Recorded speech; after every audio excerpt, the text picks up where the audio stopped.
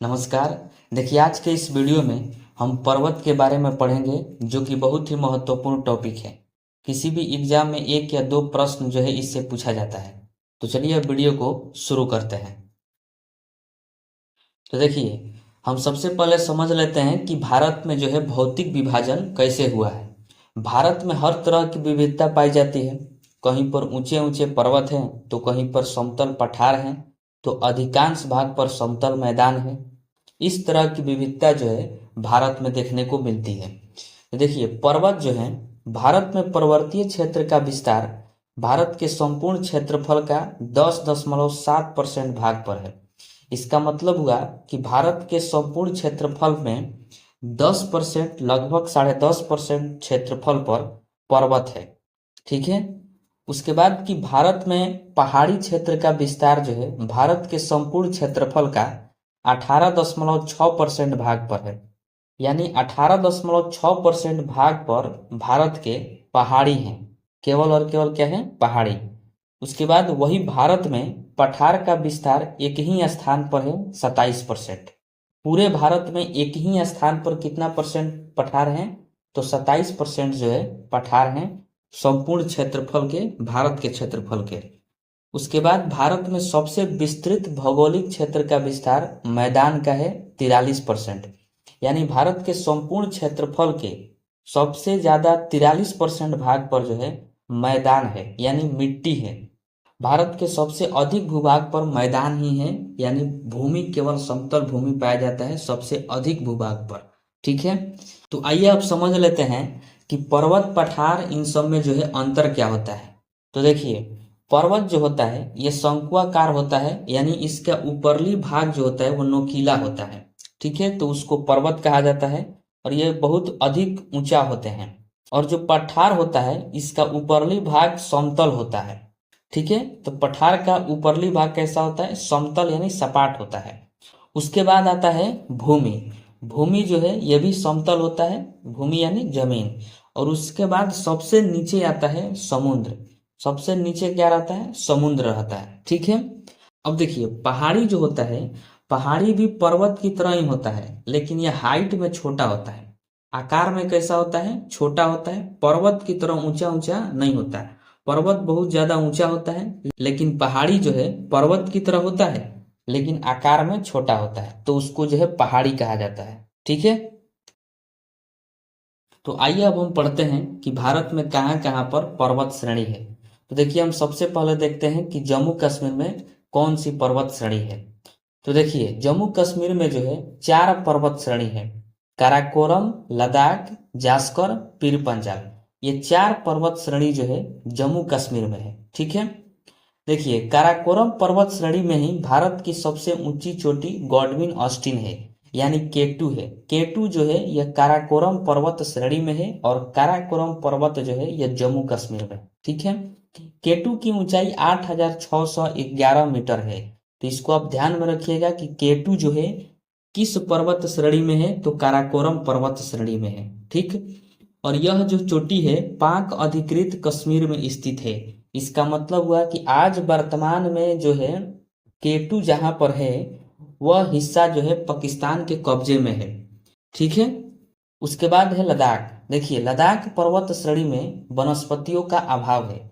यहाँ पर शीत मरुस्थल है जो सालों भर बर्फ से ढका रहता है। देखिए, लद्दाख जो है ये सालों भर बर्फ से ढका रहता है, इसलिए इसको जो है शीत मरुस्थल के नाम से भी जाना जाता है। ठीक है। उसके बाद देखते हैं जास्कर। देखिए, जास्कर की सबसे ऊंची चोटी नंगा पर्वत है। तो इसको आप ध्यान में रखिएगा कि जास्कर पर्वत श्रृंखला की सबसे ऊंची चोटी कौन सी है? तो नंगा पर्वत है। यह प्रीवियस ईयर में पूछा हुआ प्रश्न है। ठीक है। अब आइए हम देखते हैं अरावली पर्वत श्रेणी के बारे में। तो देखिए, अरावली पर्वत श्रेणी जो है राजस्थान में स्थित है। जैसा कि आप इमेज में देख रहे हैं कि अरावली पर्वत श्रेणी कहाँ है? राजस्थान में है। परंतु इसका भाग गुजरात से लेकर हरियाणा, दिल्ली तक 800 किलोमीटर तक फैला हुआ है। अरावली पर्वत कितना फैला हुआ है? तो 800 किलोमीटर तक फैला हुआ है, और यह गुजरात में भी है, हरियाणा और दिल्ली में भी है। ठीक है। इसकी सबसे ऊंची चोटी गुरु शिखर है। देखिए अरावली पर्वत की सबसे ऊंची चोटी कौन सी है, तो गुरु शिखर है। इसको आप ध्यान में रखिएगा। गुरु शिखर की ऊंचाई की बात करें तो 1722 मीटर इसकी ऊंचाई है और गुरु शिखर जो है राजस्थान में है। देखिए एक बार प्रश्न पूछा था कि गुरु शिखर चोटी किस राज्य में है, तो राजस्थान में है। ठीक है, तो इसको आप ध्यान में रखिएगा। उसके बाद है कि अरावली पर्वत भारत की सबसे प्राचीन पर्वत श्रृंखला है। सबसे प्राचीन पर्वत श्रृंखला यदि प्रश्न पूछे कौन है, तो वह है अरावली पर्वत श्रृंखला और यह राजस्थान में है और इसकी सबसे ऊंची चोटी है गुरु शिखर। ठीक है, अब हम देखते हैं विंध्याचल पर्वत श्रेणी। देखिए विंध्याचल पर्वत श्रेणी जो है यह मध्य प्रदेश में है। यह अत्यधिक पुरानी एवं मुर्दार पर्वत श्रेणी है। विंध्याचल पर्वत श्रेणी बहुत ही पुराना हो गया है और यह मुर्दार पर्वत श्रेणी है। यह उत्तर भारत को दक्षिण भारत से अलग करती है। यदि आपसे एग्जाम में प्रश्न पूछे कि उत्तर भारत से दक्षिण भारत को अलग करने वाली पर्वत श्रेणी कौन है, तो वह है विंध्याचल पर्वत श्रेणी। इसको आप ध्यान में रखिएगा। विंध्याचल पर्वत श्रेणी मध्य प्रदेश से बिहार तक जाती है, जिसे बिहार में कैमूर की पहाड़ी कहते हैं। देखिए विंध्याचल पर्वत श्रेणी जो है यह मध्य प्रदेश से शुरू है और यह बिहार तक गई है। बिहार में इसको कैमूर की पहाड़ी के नाम से जाना जाता है। ठीक है, उसके बाद देखते हैं सतपुरा पर्वत श्रेणी। देखिए सतपुरा पर्वत जो है यह मध्य प्रदेश और महाराष्ट्र के सीमा पर है। जैसा कि आप इमेज में देख रहे हैं कि यह है सतपुरा पर्वत श्रेणी और यह मध्य प्रदेश और महाराष्ट्र के सीमा पर है। सतपुरा पर्वत श्रेणी की सबसे ऊंची चोटी धूपगढ़ है। देखिए चोटी जो है यह बहुत ही महत्वपूर्ण होता है। चोटी वाला प्रश्न जो है पूछ ही देता है कि सतपुरा पर्वत श्रेणी की सबसे ऊंची चोटी का नाम क्या है, तो धूपगढ़ है और इसकी ऊंचाई 1350 मीटर है। ठीक है, तो इसको आप ध्यान में रखिएगा। उसके बाद हम देखते हैं मैकाल पर्वत। देखिए मैकाल पर्वत जो है यह छत्तीसगढ़ में है। मैकाल पर्वत की सबसे ऊंची चोटी का नाम अमरकंटक है, जिसकी ऊंचाई 1124 मीटर है। ठीक है, तो इसको आप ध्यान में रखिएगा कि मैकाल पर्वत की सबसे ऊंची चोटी का नाम क्या है, तो अमरकंटक है। इसी अमरकंटक से नर्मदा नदी निकलती है और विंध्याचल पर्वत एवं सतपुरा पर्वत के बीच से जाती है। जैसा कि आप इस इमेज में देख रहे हैं कि अमरकंटक से जो है मैकाल पर्वत पर अमरकंटक है और ये रहा मैकाल पर्वत। यहीं से नर्मदा नदी निकलती है और ऊपर है विंध्याचल पर्वत और नीचे है सतपुरा पर्वत। इन दोनों के बीच से नर्मदा नदी जो है निकल कर जाती है। ठीक है, अब हम देखते हैं गिर पहाड़ी। देखिए गुजरात में गिर पहाड़ी स्थित है। सौराष्ट्र वाला जो एरिया है वहां पर है गिर पहाड़ी, जैसा कि आप इमेज में देख रहे हैं। यह पहाड़ी जो है बब्बर शेर के लिए प्रसिद्ध है। गुजरात का गिर पहाड़ी किसके लिए प्रसिद्ध है, तो बब्बर शेर के लिए प्रसिद्ध है। ठीक है, उसके बाद देखते हैं अजंता की पहाड़ी। देखिए अजंता की पहाड़ी जो है महाराष्ट्र में है। यह ताप्ती नदी के दक्षिण में है। देखिए यह प्रश्न जो है पूछा हुआ प्रश्न है कि ताप्ती नदी के दक्षिण में कौन सी पहाड़ी है, तो अजंता की पहाड़ी है। ठीक है, और अजंता की पहाड़ी कहाँ है, महाराष्ट्र में है। तो इसको आप ध्यान में रखिएगा। अब हम देखते हैं राजमहल की पहाड़ी और रामगढ़ की पहाड़ी। देखिए दोनों पहाड़ी जो है झारखंड में ही है। राजमहल की पहाड़ी झारखंड और बिहार की सीमा पर है। देखिए ये जो राजमहल की पहाड़ी है ये झारखंड और बिहार के सीमा पर है। जैसे कि आप इमेज में देख सकते हैं कि ये झारखंड के सबसे ऊपर है, यानी झारखंड और बिहार के सीमा पर है। ठीक है, लेकिन इसका ज्यादातर भाग देखा जाए तो ये झारखंड में ही है, राजमहल की पहाड़ी का। ठीक, उसके बाद है रामगढ़ की पहाड़ी। देखिए रामगढ़ की पहाड़ी जो है यह झारखंड में फैली है। ये पूरा झारखंड में रामगढ़ की पहाड़ी है, लेकिन राजमहल की जो पहाड़ी है यह झारखंड और बिहार के बॉर्डर पर है। ठीक है, अब हम पढ़ते हैं पूर्वोत्तर भारत के पहाड़ियों के बारे में। ठीक है, तो शुरू करते हैं हम अरुणाचल प्रदेश के पहाड़ियों से। तो देखिए अरुणाचल प्रदेश में जो है 4 पहाड़ियां हैं, डाफला, अबीर, मिसमी और पटकाई। ये 4 पहाड़ियों जो हैं अरुणाचल प्रदेश में स्थित है, जैसा कि आप इमेज में देख रहे हैं। ठीक, अब देखिए हम देखते हैं अरुणाचल प्रदेश के पहाड़ियों का पश्चिम से पूर्व दिशा में क्रम, क्योंकि एग्जाम में जो है कभी कभी क्रम के अनुसार जो है इन सब का नाम पूछ लिया जाता है। जैसे पश्चिम से पूर्व दिशा में क्रम बताइए या फिर पूर्व से पश्चिम दिशा में क्रम बताइए। तो हम देखते हैं कि पश्चिम से पूर्व दिशा में इनका क्रम क्या है? तो डाफला, अबीर, मिसमी, उसके बाद पटकाई बूम, ये क्रम जो है पश्चिम से पूर्व दिशा की ओर है अरुणाचल प्रदेश के पहाड़ियों के बारे में। ठीक है, तो इसको आप ध्यान में रखिएगा कि अरुणाचल प्रदेश में जो है 4 पहाड़ियां हैं, डाफला, अबीर, मिसमी और पटकाई बूम। असम में एक ही पहाड़ी है, मिकिर पहाड़ी। ठीक है, तो अगर क्वेश्चन पूछे कि मिकिर पहाड़ी कहाँ है, तो असम में है। ठीक, इस पहाड़ी पर मिकिर जनजाति रहती है।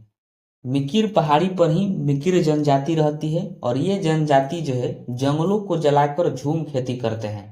जंगल को जलाकर झूम खेती करने वाले जनजाति कौन है?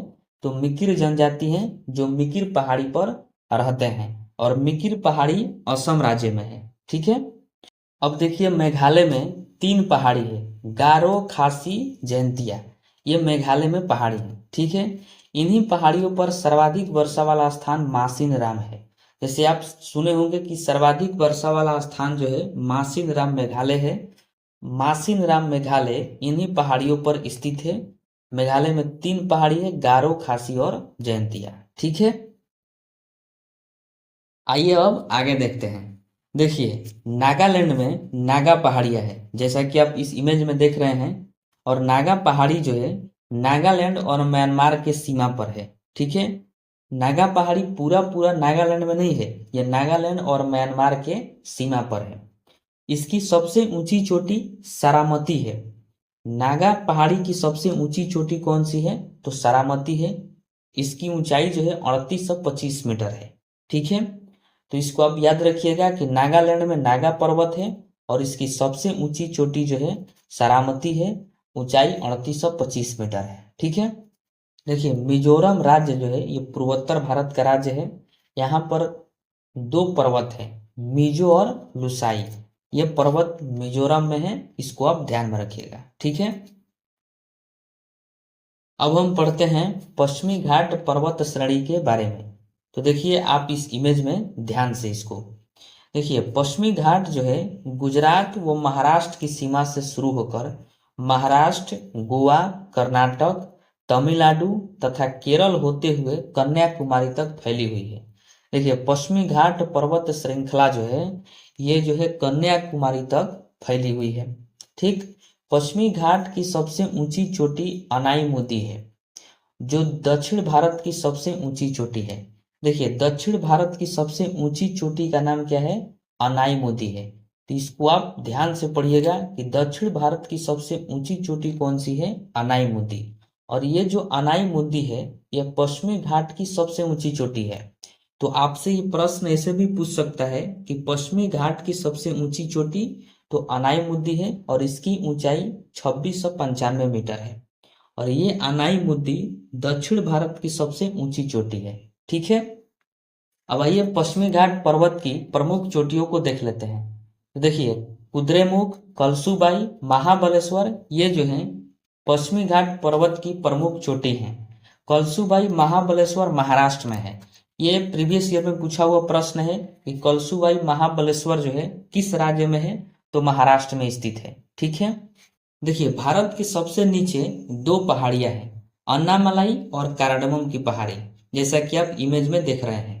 ये दोनों पहाड़ी जो है पश्चिमी घाट का ही हिस्सा है, क्योंकि उसी के सीक में ये भी दोनों पहाड़ियां हैं। ठीक है, देखिए अन्नामलाई ये पश्चिमी घाट का ही हिस्सा है, जो तमिलनाडु राज्य में है। अन्नामलाई किस राज्य में है? तो तमिलनाडु राज्य में है। इसी पर अनाईमुदी है। अन्नामलाई पर्वत पर ही अनाईमुदी है और अनाईमुदी अभी आप पढ़े कि यह दक्षिण भारत की सबसे ऊंची चोटी है। दक्षिण भारत की सबसे ऊंची चोटी अनाईमुदी अन्नामलाई पर्वत पर है। ठीक है, उसके बाद है काराडमम की पहाड़ी। देखिए यह केरल एवं तमिलनाडु के सीमा पर है, जैसे आप देख रहे हैं इमेज में कि काराडमम की जो पहाड़ी है वह केरल और तमिलनाडु राज्य के सीमा पर है। यह भारत की सबसे निचली पहाड़ी है। देखिए अगर आपसे प्रश्न पूछे कि भारत की सबसे दक्षिणतम पहाड़ी यानी सबसे निचली पहाड़ी कौन सी है, तो काराडमम की पहाड़ी है, क्योंकि भारत के सबसे नीचे है, इसके बाद कोई पहाड़ी नहीं है। तो यह कार्डमम की पहाड़ी इसका आंसर हो जाएगा। ठीक है, और कार्डमम की पहाड़ी इलायची के लिए प्रसिद्ध है। मोस्ट इंपोर्टेंट क्वेश्चन है, इसको आप ध्यान में रखिएगा कि कार्डमम की पहाड़ी किसके लिए प्रसिद्ध है? तो इलायची के लिए प्रसिद्ध है। ठीक है,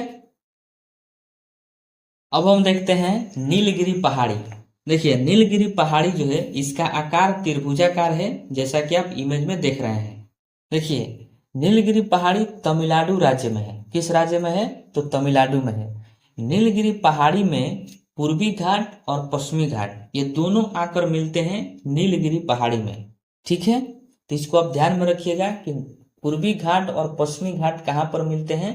तो नीलगिरी पहाड़ी में मिलते हैं। नीलगिरी की सबसे ऊंची चोटी दोदा बेट्टा है।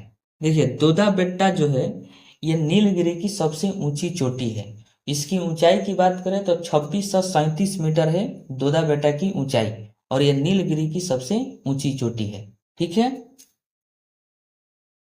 अब हम देखते हैं पूर्वी घाट पर्वत श्रेणी। देखिए पूर्वी घाट पर्वत श्रेणी जो है ये 3 टुकड़ों में अभी वर्तमान में है। ये जो है उड़ीसा से आता है। इसका 3 टुकड़ा जो है 2 नदियां मिलकर की है।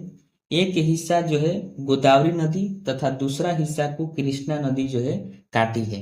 ये 2 नदियां मिलकर पूर्वी घाट पर्वत श्रृंखला को 3 भागों में जो है बांट दी है, जैसा कि आप इस इमेज में इसको देख रहे हैं। ठीक, पूर्वी घाट पर्वत श्रेणी को महेंद्रगिरी पर्वत श्रेणी भी कहा जाता है। तो ये इसका दूसरा नाम है महेंद्रगिरी पर्वत श्रेणी, इसको आप ध्यान में रखिएगा। पश्चिमी घाट पर्वत श्रेणी को जो है साहिद्री पर्वत श्रेणी के नाम से भी जाना जाता है। इस बात को आप ध्यान से देखिएगा। ठीक है, देखिए पूर्वी घाट की सबसे ऊंची चोटी विशाखापट्टनम चोटी है। पूर्वी घाट की सबसे ऊंची चोटी कौन है? तो विशाखापट्टनम चोटी है।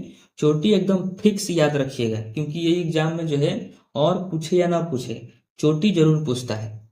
इसकी ऊंचाई की बात करें तो 1680 मीटर इसकी ऊंचाई है विशाखापट्टनम चोटी की, तथा दूसरी सबसे ऊंची चोटी महेंद्रगिरी चोटी है। देखिए पूर्वी घाट पर्वत की जो है सबसे ऊंची चोटी है विशाखापट्टनम चोटी, और दूसरी सबसे ऊंची चोटी है महेंद्रगिरी चोटी, जिसकी ऊंचाई 1501 मीटर है। ठीक है,